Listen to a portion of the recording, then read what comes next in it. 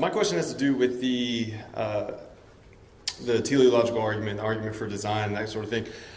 Recently on the Unbelievable podcast with Justin Briley, shout out to Justin Briley. Yep. He had two guys on there to talk about stance on theistic evolution, and the idea that if God did in fact create the universe with a design and a purpose and an end goal to glorify Him, presumably, what role does evolution play in that? And can we as theists, so to speak, subscribe to a view that supports evolution? How do you respond when people ask you about evolution? Yeah, because evolution is not a salvation issue. Correct. Yes, you can be a Christian and believe in evolution like Francis Collins does. Yeah, absolutely. He's the founder of the Human Genome Project, or the director of it, I should say, and he wrote a book called Language of God. In any event, sometimes when people say, do you believe in evolution, you've got to stop and say, what do you mean by evolution? Yeah.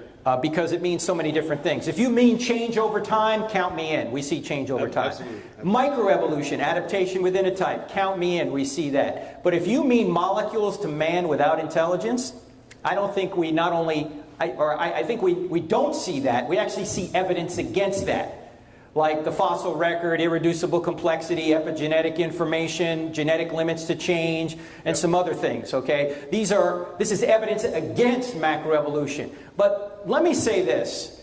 We can argue all day about that topic. We can get down in the weeds on it.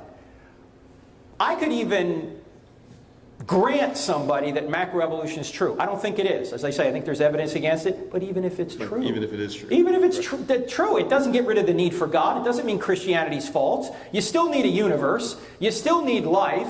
You still need somebody like God to ground objective moral values, consciousness, reason, the laws of logic. All these things are best explained by an immaterial intelligent realm, i.e. God, rather than a naturalistic realm, which is what the molecules to man evolutionists want to do. Right, and if that is true, then God is just either a bumbling creator that doesn't know what He was doing, or a deistic entity that just set it all in motion and let it go. Well, the problem for the evolutionists is this: even if they're right, the natural laws that drive macroevolution still need a creator and a sustainer. Exactly. Right. When you look at the natural laws, and we cover this a little bit in Stealing from God, when you look at the natural laws, they're so precise and they're so orderly and directed, there must be a director behind these laws that created them and sustains them. So even if macroevolution up at this level works, everything below it, which drives it to work, is guided. Exactly.